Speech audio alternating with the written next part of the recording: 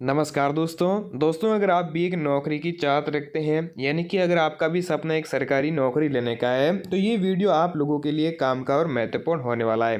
क्योंकि आज के इस वीडियो में मैं आपको बताऊंगा रेलवे विभाग का नया नोटिफिकेशन जारी हुआ है, उसके माध्यम से आपको मैं पूरी जानकारी बताऊंगा जिसमें यहाँ पर आपको किस तरीके से आवेदन करना है और कौन कौन है जो इसमें आवेदन कर सकते हैं। सारी कुछ जानकारी आज के इस वीडियो में समझने वाले हैं।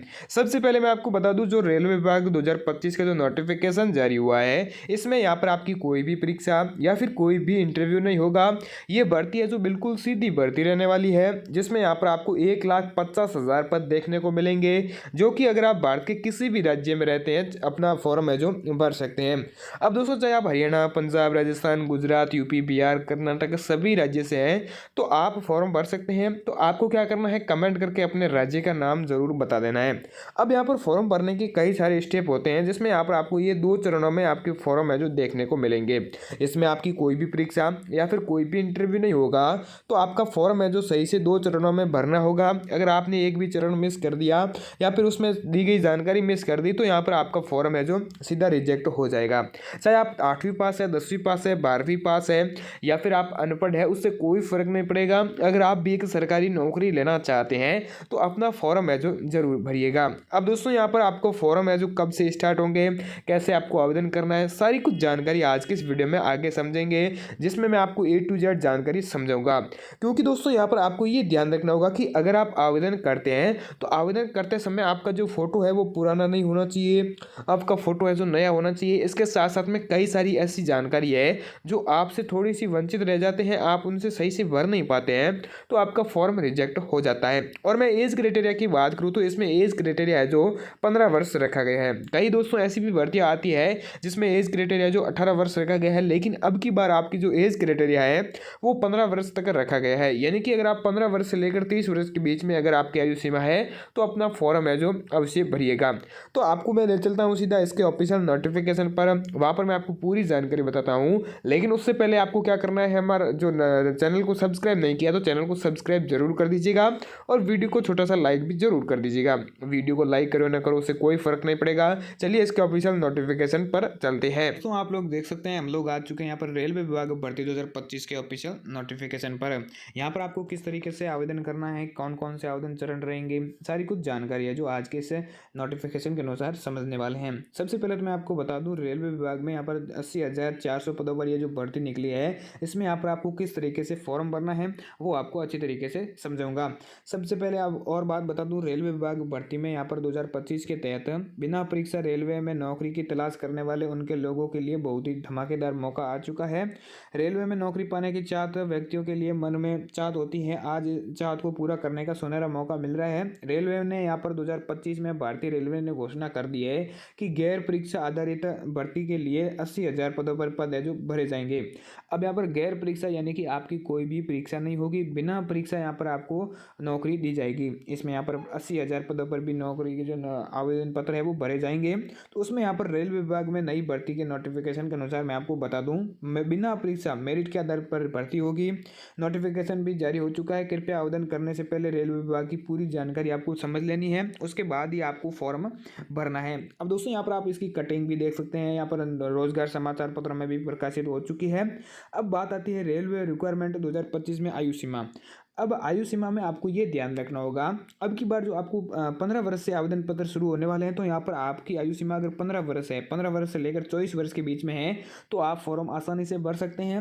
इसमें अनुसूचित जाति या फिर अनुसूचित जनजाति और सभी उम्मीदवारों के लिए 5 वर्ष का छूट का प्रावधान मिलेगा। पिछड़ा वर्ग के उम्मीदवारों को 3 वर्ष का छूट का प्रावधान मिलेगा, जिसमें दोस्तों यहाँ पर जो ओबीसी ST SC को यहाँ पर सबको मिलाकर यहाँ पर 2 वर्ष और 3 वर्ष का छूट का प्रावधान मिलने वाला है। अब दोस्तों पद का विवरण की मैं बात करूँ तो पदों का विवरण में आपको मैं बता दूं कि कर्मचारी के पद के लिए यहाँ पर 28,000 पद आपको देखने को मिलेंगे, जो कि दोस्तों ऑल इंडिया में अगर आप भारत के किसी भी राज्य में रहते हैं तो चाहे आप हरियाणा, पंजाब, राजस्थान, गुजरात, यूपी, बिहार, कर्नाटक, हिमाचल प्रदेश, अरुणाचल प्रदेश, सिक्किम सभी राज्यों से अपना फॉर्म है जो भर सकते हैं। अब साई के लिए बात करें तो 32,000 के आसपास पद आपको देखने को मिलेंगे और टिकट कलेक्टर की बात करो तो यहाँ पर 24,000 के आसपास आपको पद देखने को मिलेंगे।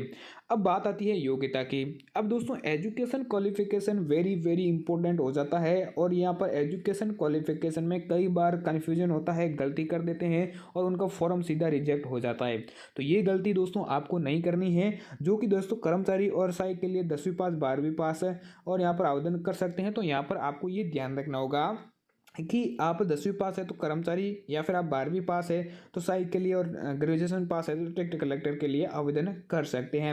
अब रेल विभाग भर्ती योग्यता के लिए रेल विभाग में कौन कौन आवेदन कर सकता है, तो रेल विभाग का सामान्य यहाँ पर 10वीं पास 12वीं पास उत्तीर्ण होना चाहिए, जो कि आपके लिए इंपॉर्टेंट है। अब दोस्तों यहाँ पर लेकिन आपको आधिकारिक वेबसाइट पर भी आपको यहाँ पर विजिट करके इसका नोटिफिकेशन एक बार अधिसूचना है जो पूरी पढ़ लेनी है, उसके बाद ही अपना फॉर्म भरना है। अब दोस्तों फॉर्म भरने में कैसे भरना है वो मैं आपको आगे बताऊंगा, उससे पहले मैं आपको कुछ इंपॉर्टेंट बातें और भी है, दस्तावेज है वो मैं आपको बता देता हूँ।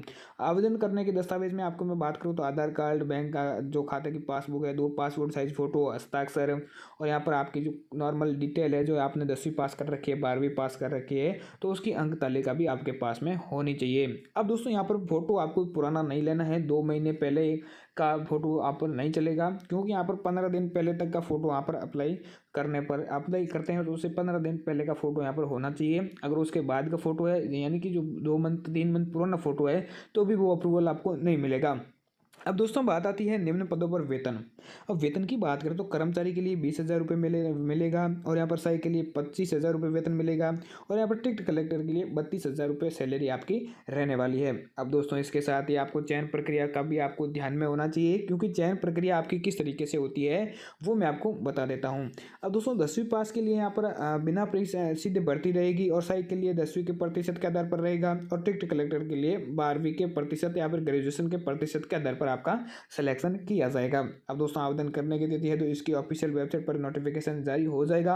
अभी फिलहाल यहाँ पर आपको थोड़ा वेट करना पड़ेगा, लेकिन आपको आवेदन कैसे करना है वो अच्छी तरीके से समझा देता हूँ, जिसमें आपकी कोई भी दिक्कत नहीं आएगी। अब दोस्तों आवेदन करने से पहले अपना नाम, माता का नाम, पिता का नाम, जन्म तिथि, लिंग, मोबाइल नंबर, आपकी ईमेल आईडी, पता, राज्य, जिला, तहसील, शहर, योग्यता यहाँ पर आपको सब भर देना है, और जो अपना हस्ताक्षर है वो भी कर देना है। उसके बाद में यहाँ पर आपको वो फोटो लेते हैं, वो फोटो कई बार ऐसा होता है आप फोटो लेते समय गलती कर देते हैं, यहाँ पर आप पुराना फोटो सेलेक्ट कर लेते हैं, या फिर नया फोटो आप नहीं ले पाते हैं, तो आपको फोटो नया लेना ही पड़ेगा। अगर फोटो आप नहीं लेते हैं तो आपके जो डॉक्यूमेंट वेरिफिकेशन होता है उस समय आपका फॉर्म सीधा रिजेक्ट कर दिया जाएगा। फिर आपके मन में सवाल आता है कि मेरा फॉर्म रिजेक्ट क्यों हुआ, कई कारण निकल कर आते हैं आपके मन में, जैसे कि आप सोचते हैं कि भाई मेरा फॉर्म का रिजेक्शन का कारण भी मेरे को नहीं पता चल पा रहा है, ये भी आपके ध्यान में होना चाहिए। एक बात और है वो आपको बता दूं, जिसमें आपको एक बात का ध्यान रखना होता है, जैसे कि दोस्तों अब योग्यता में क्या होता है, योग्यता आपने 10वीं पास 12वीं पास ग्रेजुएशन पास कर रखी है, तो ग्रेजुएशन पास करने वाला क्या सोचता है कि मैं तीनों पदों के लिए आवेदन कर देता हूं, तो यहाँ पर आपका सीधा फॉर्म रिजेक्ट हो जाएगा, आपको एक भी यहाँ पर आवेदन करने का मौका नहीं दिया जाएगा। तो अगर आप 10वीं पास है तो कर्मचारी पद के लिए आवेदन कीजिएगा, अगर आप 12वीं पास है तो सहायक के लिए आवेदन कीजिएगा, अगर आप ग्रेजुएशन पास है तो टिकट कलेक्टर के लिए आवेदन कीजिएगा।